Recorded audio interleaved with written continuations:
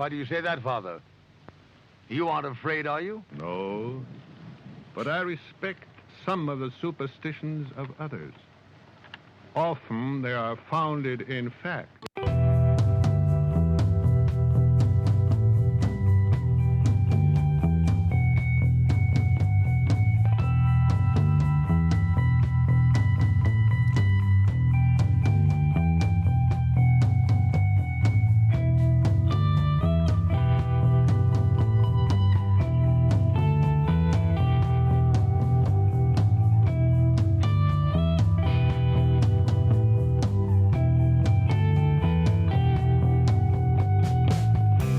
Broadcasting live from our Sanctum Sanctorum in Venice, California. This is the Sixth Sense Society. I'm your host, Krista, here with our producer, Michael. And today we are welcoming on this show Jacqueline Delibes, who is the founder of the company The Soul and Science of Play, which offers an innovative form of leadership training. Today, she's particularly going to be speaking on the HeartMath method, which she's certified in to be a mentor. Her background is a very interesting blend of the arts, healing, and science. She studied at Northwestern University's School of Speech and is a graduate of NYU's Tisch School of the Arts and has ongoing coursework at National Institute for the Clinical Application of Behavioral Medicine. So really excited to have her on the show. But before we get started, Michael has a few announcements. Hi, everybody, and welcome to our show again. And thank you to all of you who've subscribed to our show. We're inching closer and closer to our first 1,000 subscribers. So if you're listening to the show and you enjoy it, please take a second and on YouTube, click to subscribe. And it really does make a difference, helps us a lot. We've got some really great shows coming up next month. Well, first of all, next week we have David Oman on, who's going to be talking his updates from, we're getting closer to the anniversary of the Manson murders, and he's got that haunted home that's kind of really next to the property where that happened, and so very famous place, and he's a really interesting guy, so join us for that. And then next month, we have some really good stuff that we're working on lining up for you. Our good friend Humberto Braga is going to be back. Krista and I are talking about doing a show on the Book of Thoth, Crowley's book on the tarot. And so I think we're going to do an episode on that.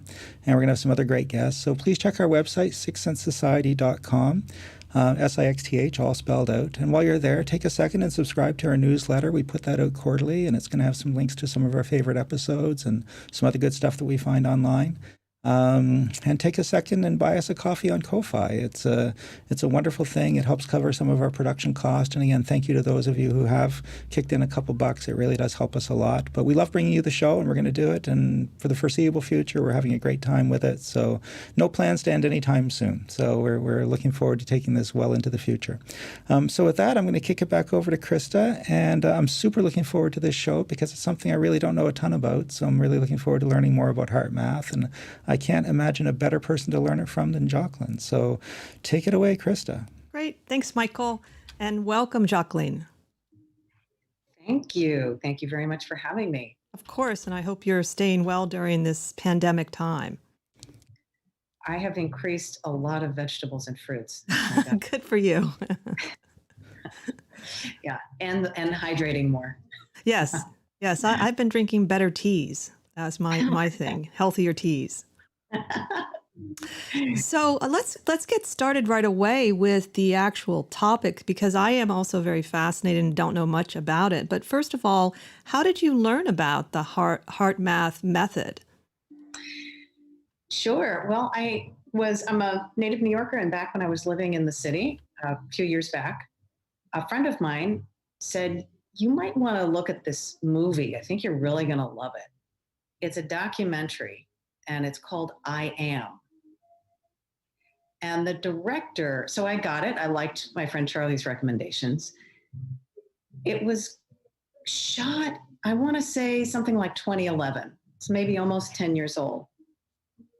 Tom Shadyac, the director, was a huge comedy, multi-million, billion box office, Jim Carrey 1990s style director here in Hollywood. And he had a kind of an awakening experience, a series of awakening experiences, part of which included a fall and a concussion from a bicycle. Oh. That put him into a very serious condition that often is so painful that can lead to suicide. He recovered completely, but while he was in recovery mode, he went around and decided to use his standing in the industry to make a film that he knew wouldn't have the same kind of box office, a documentary about what's wrong with humanity and what can we do about it.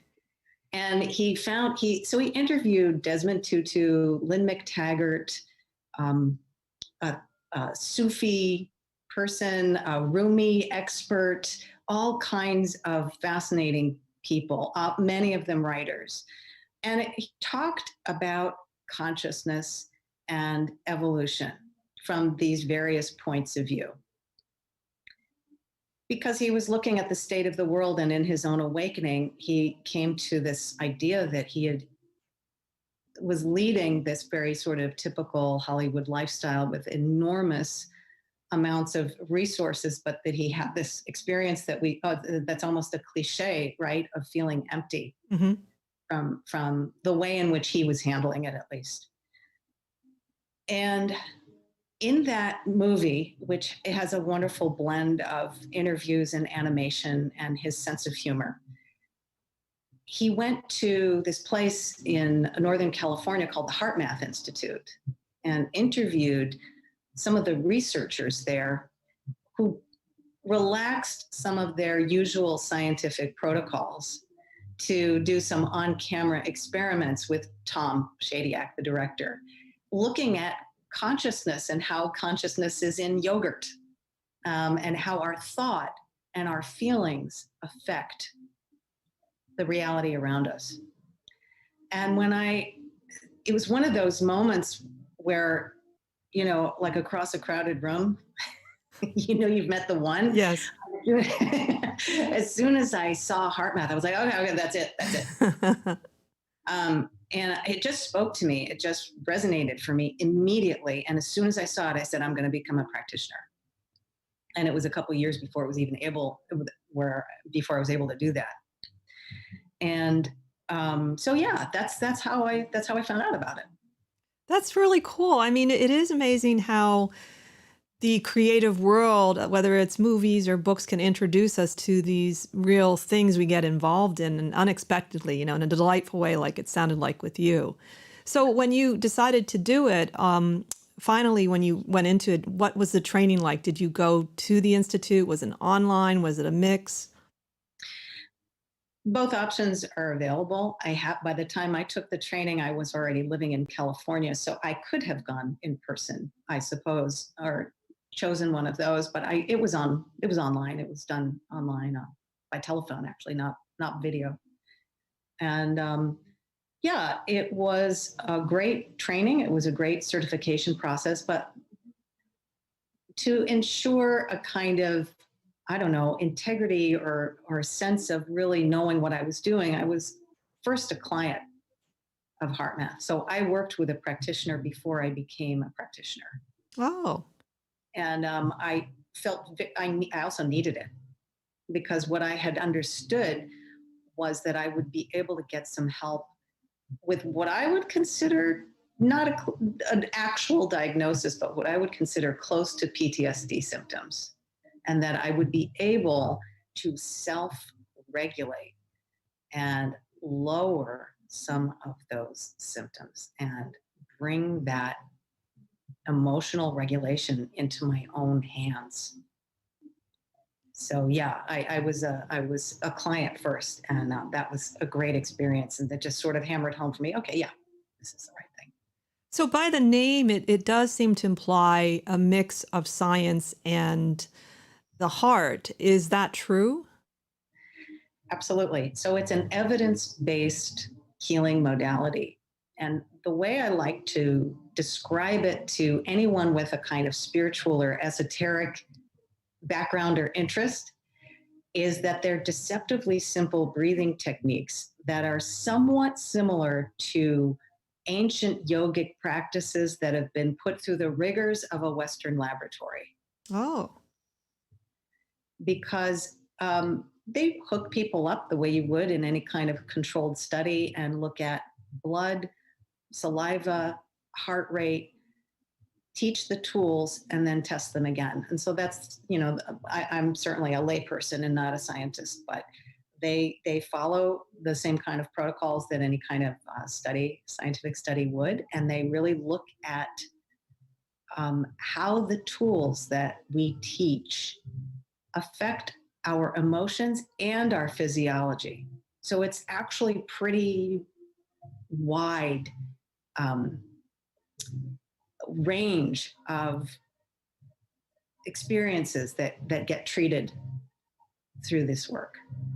So what are some of the range then of that can be treated through this work that they like to suggest can be treated? Well, they're deceptively simple tools that measurably lower stress by bringing down cortisol levels and raising another hormone called DHEA, which is a feel-good hormone, and it's also the anti-aging hormone. One of the things that happens with this work is it creates a condition called coherence. And coherence, which is measurable, is basically the optimal performance of your system. It's when the heart, the brain, and the autonomic nervous system come into a coherent, balanced, optimal relationship with each other. So, for example, it lowers stress and it creates a sense of well-being, but it also really helps people with their sleep. Because one of the things that they learned is, and I'm not sure if HeartMath discovered this or somebody else, but there's a very clear relationship between spikes in cortisol, which is the stress hormone, and the interruption of sleep, of good sleep. Because apparently, when you get these huge spikes in cortisol from massive anxiety and fear, it has a kind of a half-life. So you have a spike at 12 o'clock, you've got a 12-hour half-life that's interrupting your sleep. So when you can take into your own hands the ability to soothe and calm your system, you can start to create a sense of well-being, lower that cortisol, increase that DHEA, and create better sleep, and then all these other applications, better relationships, better communication. And there's another aspect here. Part of, I think, if I remember correctly, one of the things that's sort of going on behind the scenes is that this is scientifically validated work. And side note, it's a spiritual portal, because this is a way for people to open their hearts and elevate their consciousness. But in a way, it's really suitable for people who don't necessarily resonate with spiritualizing language in a healing modality. Yeah, I got that impression when I just quickly looked at their websites with their mission statement. It was really interesting. But before I go to that, I did want to ask you, when you were getting your, you were going to someone, how long did you see results for you when you first started using the tools they worked with you? Almost immediately, but I have to say I am an incredibly diligent student of this sort of work. So I really dug in and did the work. I did my homework every day. Like I really did it, I plunged myself in. I worked for only 4 sessions with my practitioner. And in contrast, I usually work with people when I just do that work in 6 sessions. Mm-hmm. But it worked for me quickly because I was really doing it. Well, that is a key to any of the spiritual trainings or psychological things, is actually doing it. But it sounds like it's very accessible from what you're describing. Deceptively simple is a term that comes up again and again. It does take some persevering, and part of it is installing a new habit. And I found that at the 3-week mark, that's when people start resisting and start canceling appointments. start coming up with all kinds of excuses. And I've seen it again and again. That's sort of I want to say that the trial by fire period, the initiation period, if you will, because you're installing if people are taking it on as a life-changing transformational set of tools that can help them manage stressors and connect to the heart, you're adding a new habit and very often leaving another one behind, a kind of an addictive habit of some sort, even if it's an addictive habit of thought. So yeah, at that 3-week point, and that's where people's ability to persevere really either kicks in or doesn't. You know, I do remember by chance Napoleon Hill said 21 days to put into your mind a new thought. Yes. And I remember thinking like, oh, 21 and not like a lunar cycle. And it was, I was thinking that's interesting. I don't know where he got it, but that was what he suggests in one of his books too, similar to what you're saying. So I've heard that. Yeah, that's right. And I've heard that it's perhaps takes it even a little bit longer than 3 weeks. well, I would think it might matter as to, like, in your case, you sounded really ready to do the work and you dived in enthusiastically. So I suppose it also matters, just like anything we learn. If you're really ready and you really want it, it might also matter. 100%. It's the absolute difference maker. Yeah, between success and less success. Now, it is a little fascinating to me that the heart is emphasized in physiologically, and can you talk a little bit more about their work with that and what that leads to, emphasizing the heart? Yes, one of the things that was discovered is that much like the brain, and we found the gut, the brain has neurons, the gut has neurons, the heart has neurons. So there is evidence to support what all these indigenous cultures have been saying for centuries about the intelligence, the innate intelligence of the body, intelligence with a capital I. When then it turns out that the heart has a little cardiac neuron system. So what's fascinating to me is it's also about consciousness, because part of the work is focusing our attention on the heart.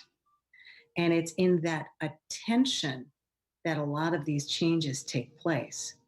And by focusing the attention on the heart area, that actually starts to, that's part of the protocol.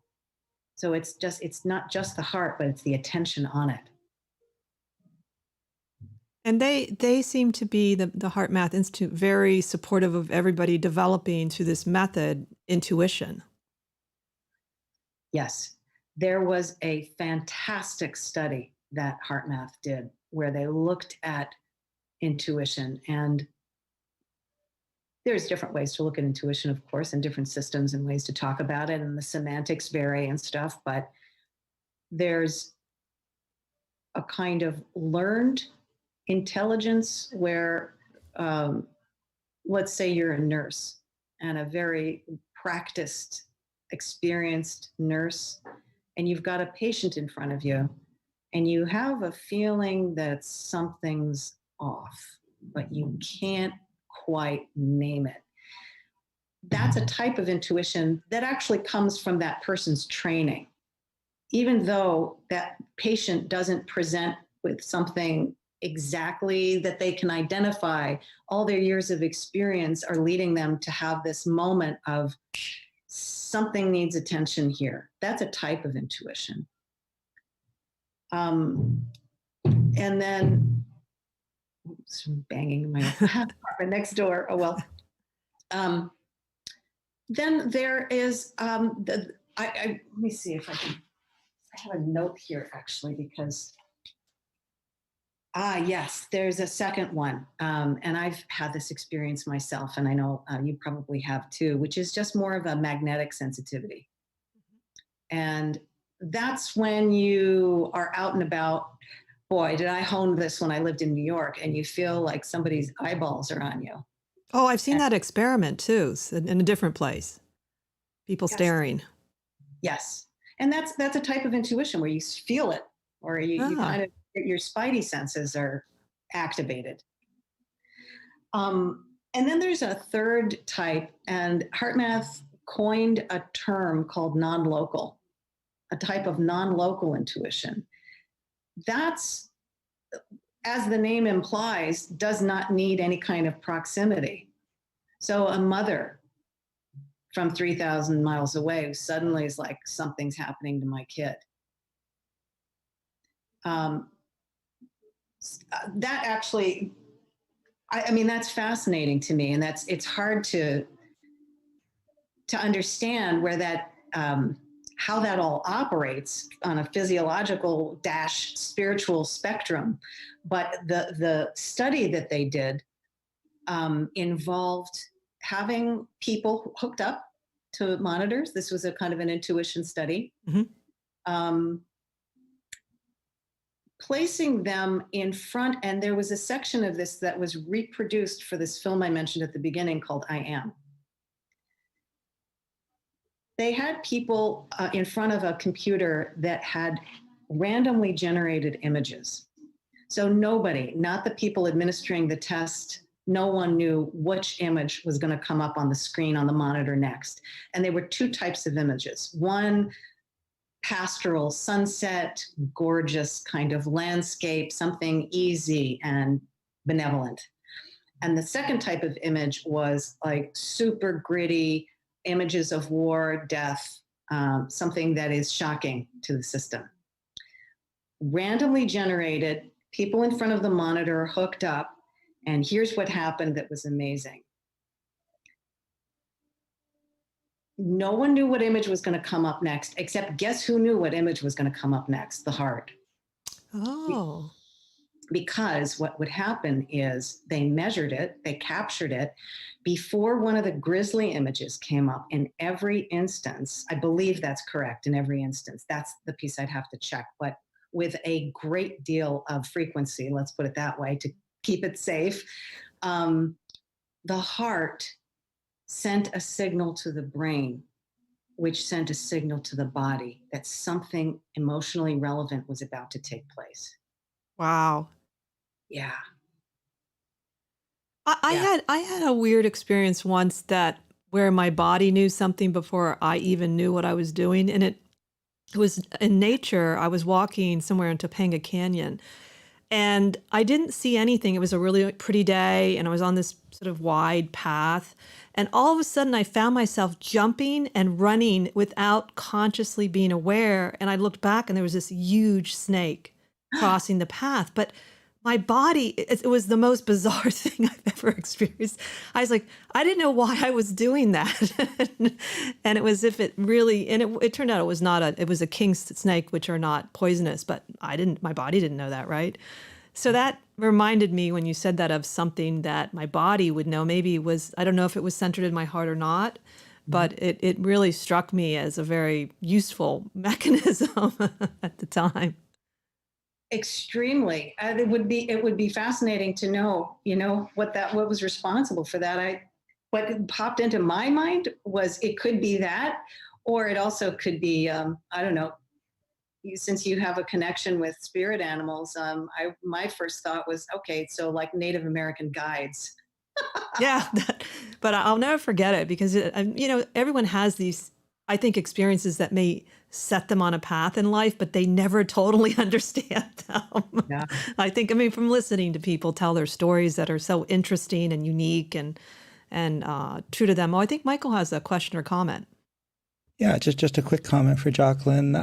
We're talking about the first type of intuition, which is based on your knowledge or wisdom. Yeah. And Sir Arthur Conan Doyle, speaking as Sherlock Holmes, had one of the best definitions of that, I think. And he said that that type of intuition is your accumulated life wisdom distilled in an instant. And I thought, what a great way to define that, So I just wanted to pass that along, and that's exactly what it is. And I think then, in theory, that the more different experiences we have, the more that we have to draw on for that too. So the sharper that should also get. So that's a good argument why you should get out of your box once in a while and try and experience as many different things as possible also. Yeah, I love that definition. It's great. It's beautiful. It reminds me of something that we learned in HeartMath, which is that there's this high speed of intuitive intelligence that bypasses thought. So, like the experience you had, Krista, would be an example of that. And the heart letting the brain, which then lets the body know, hey, you're about to see something really yucky. It's it's fascinating, but I'm so impressed by this is not the first time I've heard there's a lot more scientific research on either intuition and psychicism behind the scenes that has been going on for a while though. Mm. And I'm so excited about that, maybe because I have a little bit of a science bent, not because I feel like it needs to be proved by science, but I just think it's really cool that they're looking at it that way.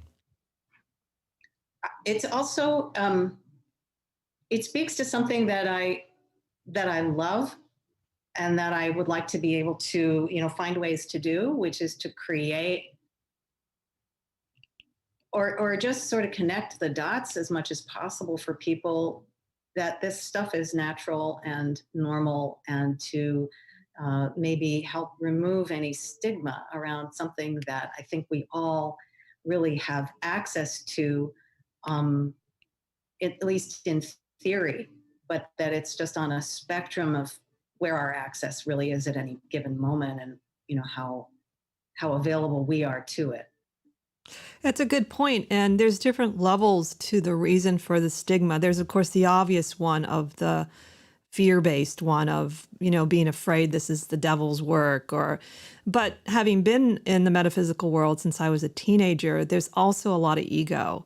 And there's this often, I think, at least frequently, there are people with abilities that like to sort of make themselves more important.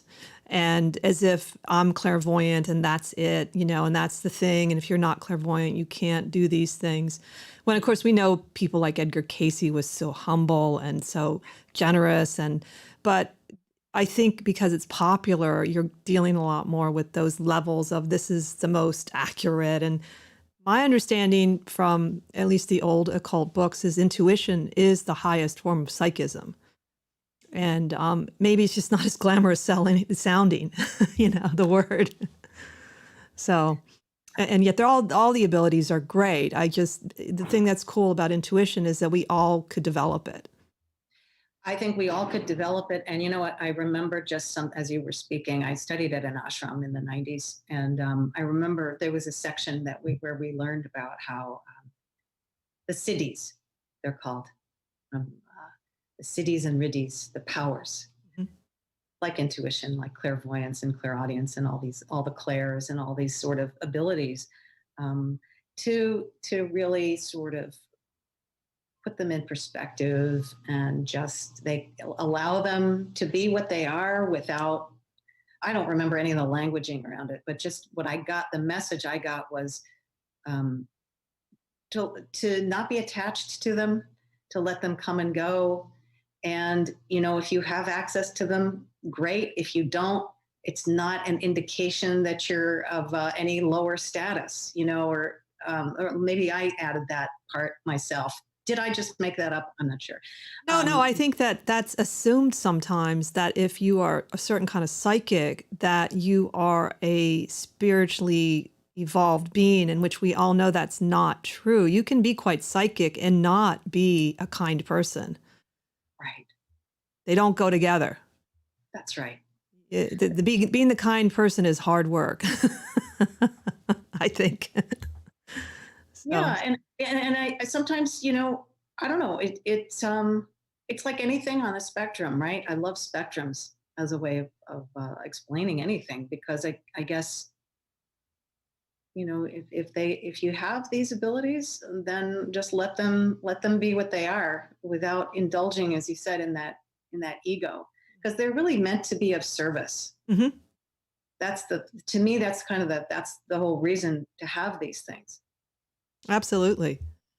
So one of the things I find interesting about you, though, is that you have taken all of your background and knowledge, and you really believe in helping develop leaders and people that are frustrated with, they want to maybe do something in a leadership role, but they're not attaining their goals. So I'd really like you to talk about your work with leaders and leadership, because I think it's really relevant, particularly now, considering the what's going on in the United States and around other countries too with the protests. Yeah. Well, we're certainly seeing a lot of examples of what leadership is and our opinions about whether it's working or not. And as we, enter into this new transitional period and the rise of women into positions of power, and whether it's women or female energy in men or women, these qualities of cooperation and deep listening and compassion, alongside the more yang leadership qualities of action and putting a stake in the ground and setting boundaries and building things. These leadership really needs to come into balance, and really it's a matter of the feminine and the masculine coming into balance finally, in this time. And so I often tend to work with women. I'm going to experiment with whether or not my work is appealing to who else it is appealing, to whom else it's appealing. But I got a chance to work in the arts, and I realized at a certain point, working in the film business in New York, in film editing and in sound editing a little bit, mostly as an assistant editor, working in production. I had the great pleasure of scene study and theater school at HB Studio, which is a wonderful theater school, and then studying improv. I thought when I was younger that those would become standalone careers. And at a certain point in my own recovery process from having had quite a bit of early developmental trauma in my life, I started to realize, I don't think these are careers. I think they're modalities, because they're helping me integrate everything that I'm learning as a seeker of healing for my own needs. And I thought, well, my God, if this is helping me, it's going to be able to help other people. And one of the things I'd love to do is create, I would say, a good way to create a sacred container of trust for people in which to heal is using some theatrical techniques, and combining that with some of this HeartMath stuff, which gives people the tools to just calm their own system. And then we do it as a group. And when you start out of the gate creating trust and calming the system, then you can start helping people identify the areas that they identify where they need leadership love, where they need to love up leadership skills. And all of my work really helps people become self-sufficient and help them self-identify and take responsibility for what they need to strengthen, so that they're the ones doing most of the diagnosing and I'm facilitating that, so that they recognize the change that they want to make from the inside out, rather than me telling them what they need to fix, which I would never want to do that. So yeah, using all these modalities as a way to help people, and so far, and most especially women, really step into their confidence and gain access to the creativity, especially for people who don't think they're creative. We're all creative. That's so true. We are all creative. And one very fast way to help people with that is group improv, using improvisational performance techniques for people who are not performers, gain access to that creativity. And so all of these techniques combined, actually, it's iterative. Like, it creates ideas. It creates ideas, and you can use them in multiple ways. You can do problem solving by using these techniques. You can generate ideas for maybe a product using these ideas. All of this is in the service of, yes, on a personal level, helping people gain their confidence and creativity to kind of get out of their own way and feel better about going out there and doing work that serves the world. And I love working with people who are interested in sustainable planet and mission-driven work, and who are light workers, if you want to use that kind of term. But not everybody thinks of themselves that way. But people who want to make a difference. So yeah, it's really fun. And I used to think that because we're in such a challenging time, I wondered, well, what's the place of play in all of this? Because we feel often, I don't know, I felt like I have to reflect the sobriety and seriousness all the time of these incredibly difficult times, but it's such a relief to enter into a state of sacred play in order to access a different kind of consciousness. And like that very famous quote from Einstein, you can't solve a problem at the same level of consciousness that created the problem. And so this is a way to, with our own personal journey, get us out of the habitual ways of seeing and thinking by using all of those techniques to get into a much broader and more expansive place, and then say, oh, I could do this differently. I can do something else. And to, encourage that wonder and that state that is much more expansive and fun. Getting back to the idea of the seriousness of the pandemic and then the social uprisings versus, is this a time also to engage in a play? At the beginning of the year, Dr. Stephen Huller, who's a Gnostic bishop and a really cool man, he did this tarot prediction. And the Empress figured very strongly, which I talk about in another episode, which is kind of cool in terms of being the feminine. But he, for whatever reason, started talking about the wars and how during the war, like World War II, people knew how to still maintain a sense of play and celebration and throughout the war. And he was sort of saying we'd forgotten that we need to learn how to play more. And I thought about what he said, and he said maybe there'll be a big party at the end of the year, and I'm hoping he's right about that. But I thought about that. I said, that's really true. And if you read like the Diary of Anne Frank, there's a lot of joy in that diary. She has a life. She has her first kiss. She has these incredible insights about God. It's you don't know sometimes she's underground. And maybe we need that more right now, is that sense of being able to play at times and take get the tension off, from all of this. Yes, I love that. I love those details.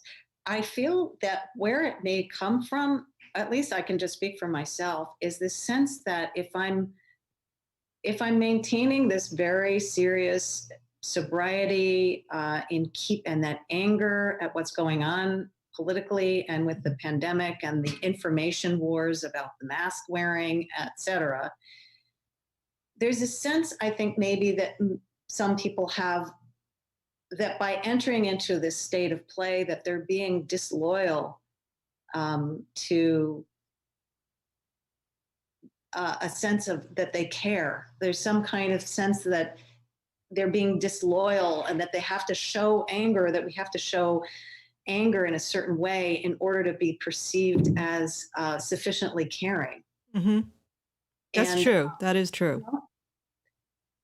um, and yet, this is where I would love some kind of détente between the intellectual communities and the spiritual communities, because we need each other. Each group needs the other.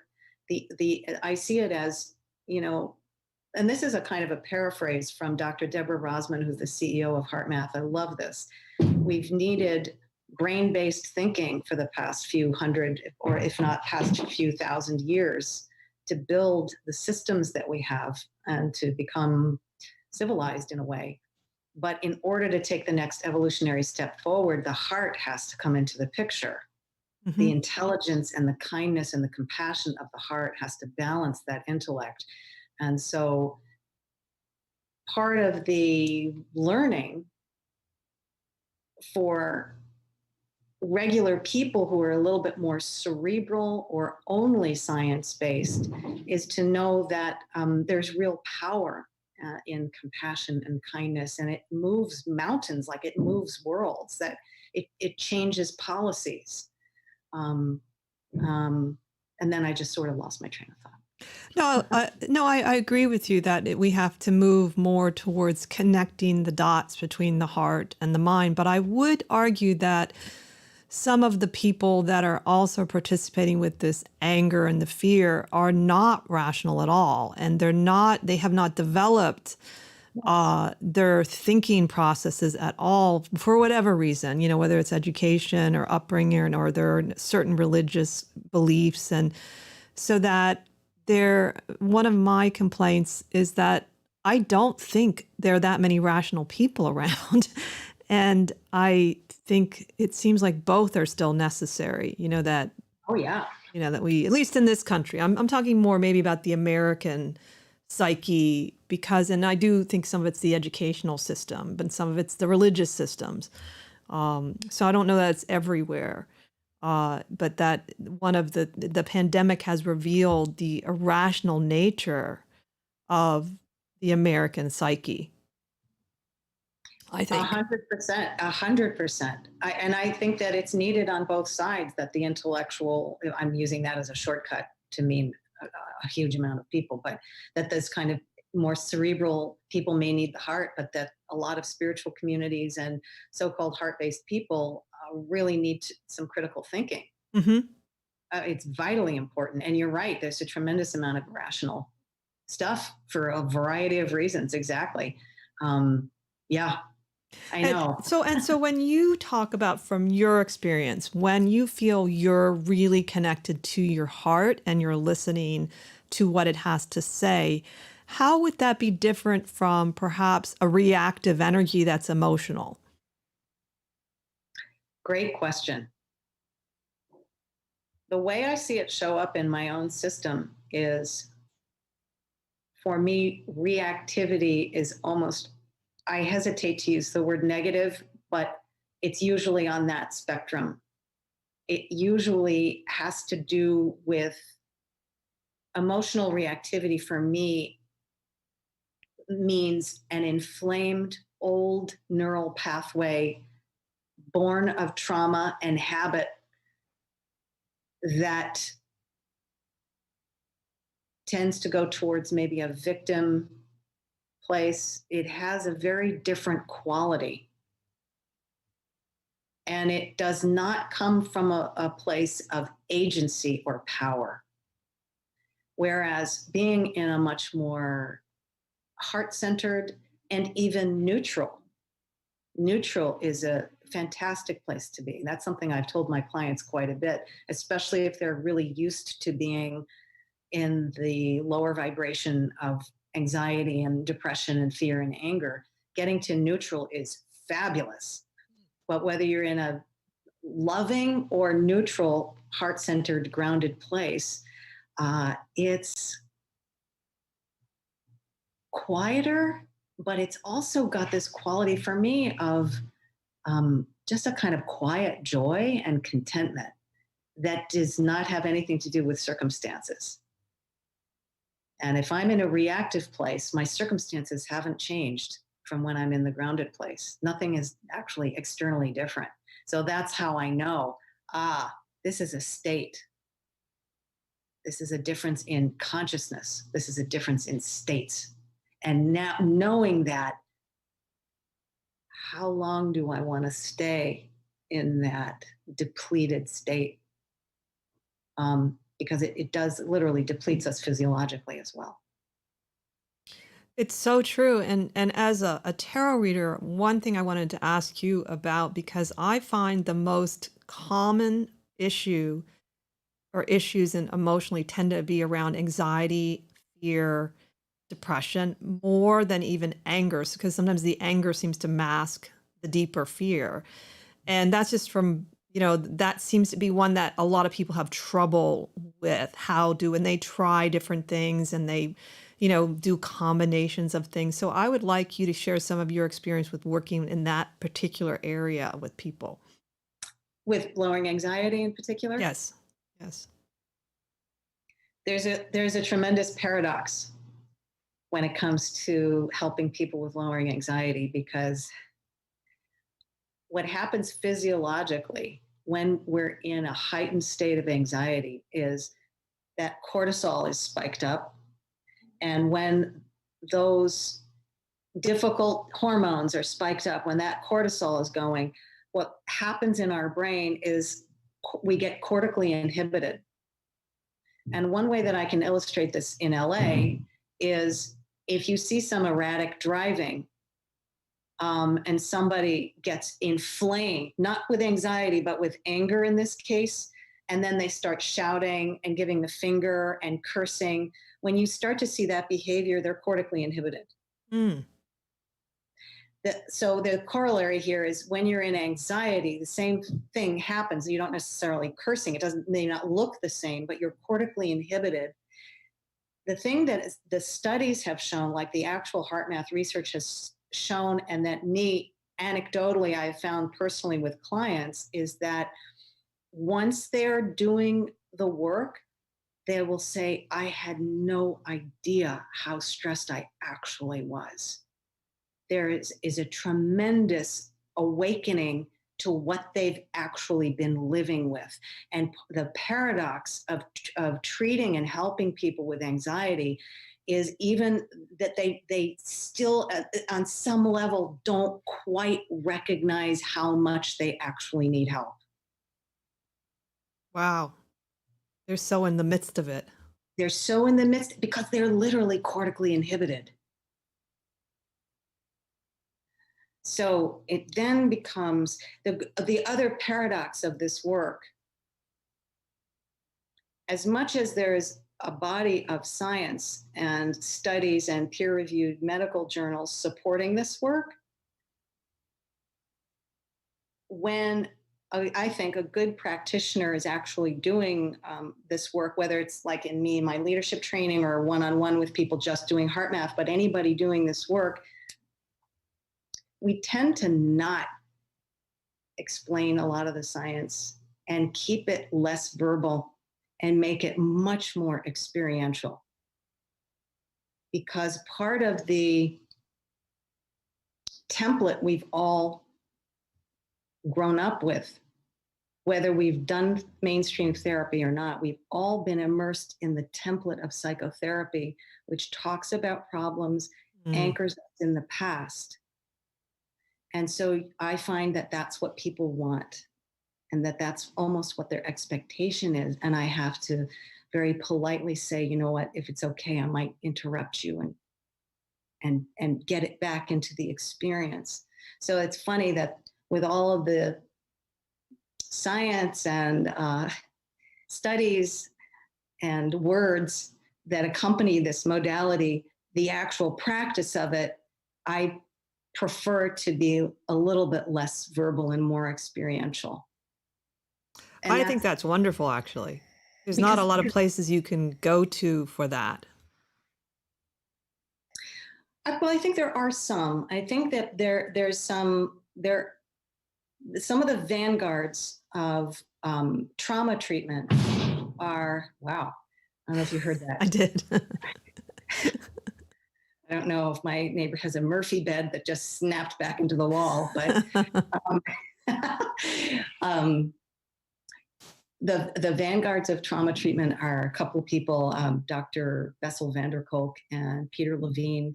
And what I'm aware of from that world is that the best treatment for trauma is somatic, it's physical, it's through the body. And although HeartMath isn't, I don't know that you could quite exactly call it somatic because we're using our attention and we're not really touching anything, but we are focusing on the heart and it is more experiential. And so somatic work like yin yoga and another modality called somatic experiencing and more physical, less verbal ways of treating trauma seem to be, and touch also in this time of COVID, very, very effective and helpful. And they all kind of work beautifully together, I would say.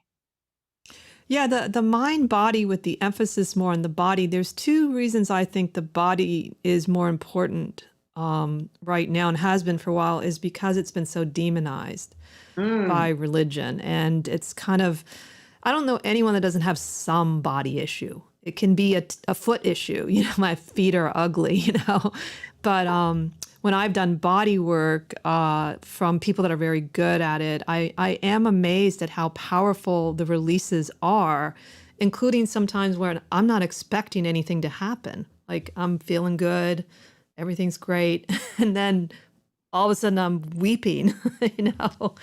And that idea that the memories are sort of trapped in the body or the body is useful in helping to release them is really amazing to me. Yes. Yes. I've had the experience of just doing yoga in my apartment and just bursting into tears, which is now I realize that no matter what, after COVID is over, I think yoga in the apartment because it would just be such a public display otherwise.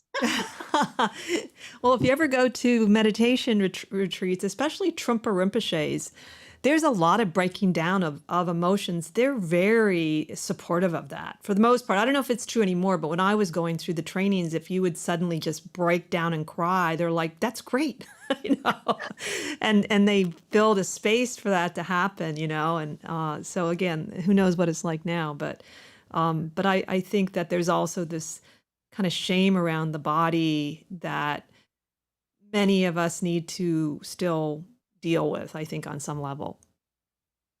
That's absolute. That feels so true. Yeah, that is, I'm sure, a shared experience by many. Yes. And then I have found too, getting older, and maybe the body does have wisdom, as you have explained with, you know, the HeartMath method and all the different areas of the body that have their own sort of brains.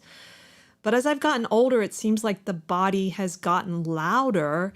And I have found if I listen to the body tell me what to do, it really helps. And I don't know, it's because I'm desperate or maybe I'm more relaxed about it, but I'm sure it's like that all the time. The body can help you at any age and has its own way of helping. So one of the questions I have for you now that we've talked a little bit about the method and about what you do is what is your vision for using this method and your work, and what do you see ahead for yourself? I love the idea of bringing this into companies because I think that helping a progressive companies, employees, and or leadership teams get all on the same page with creating this environment of trust, helping elevate the office culture by all speaking kind of the same language through that shared experience of what it means in improv to yes and somebody, what it means to come from the position of agreement, even if you disagree, and how that can transform communications, and how imagine a company that can have its employees and its leaders be able to take seriously or playfully both the ability to self-regulate and recover from emotional triggers and understand that that's the common language of their environment. And what that would do, again, is to solve problems, we've got to access different states of consciousness to do it. And when it's a smaller way to do it, but to help companies is part of my vision. And one of the things I like to remind people, even when I work with individuals, is that we forget that we are the larger culture. Mm-hmm. And that as we shift ourselves, we shift the culture. And science, believe it or not, actually backs that up, including some of the HeartMath research.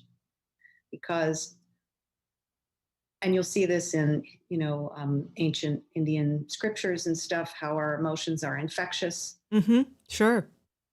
But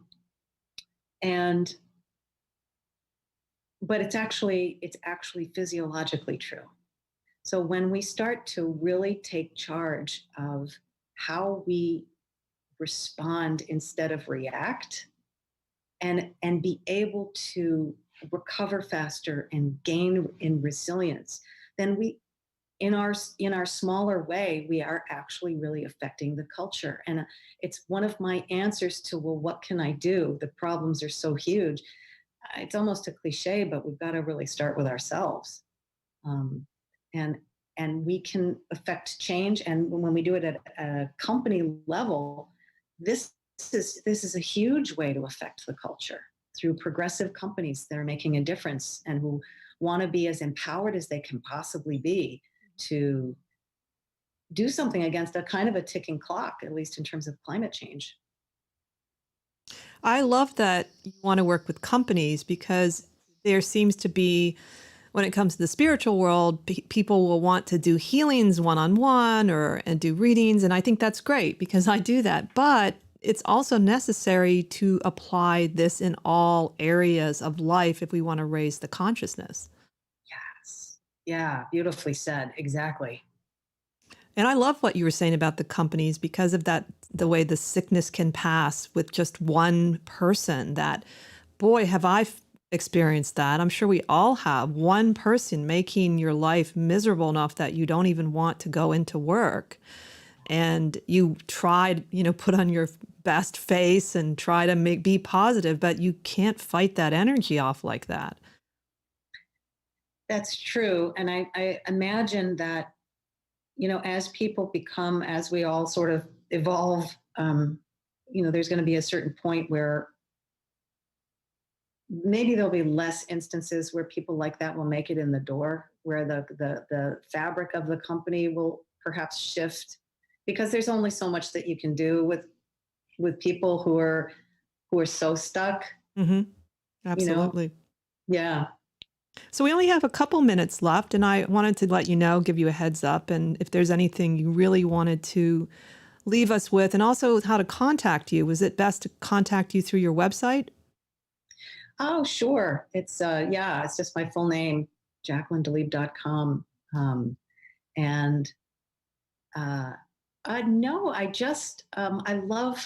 I love transformational work. I love working one-on-one, and I love working in groups, and my leadership stuff is in groups. And I have an improv wellness group coming up for the next 3 Saturdays in a row, which is a fun thing to do. And yeah, there's nothing more delightful than witnessing and facilitating somebody gaining access to their own wisdom and their own creativity and feeling better as a result. Oh, that's wonderful. It is something very, I'm sure, satisfying for you. So, well, thank you so much for coming on. And that was really fascinating. I really understand the HeartMath more, and it does sound like a very powerful tool. But we really enjoyed having you. Oh, it was such a pleasure. Thank you very much for inviting me. Of course. And thank you all for listening. And don't forget to like our channel and subscribe. It really helps. We thank you all, and thank you all for the comments and the coffees. And we hope you have a great week and look forward to journeying with you and studying the esoteric and the obscure together.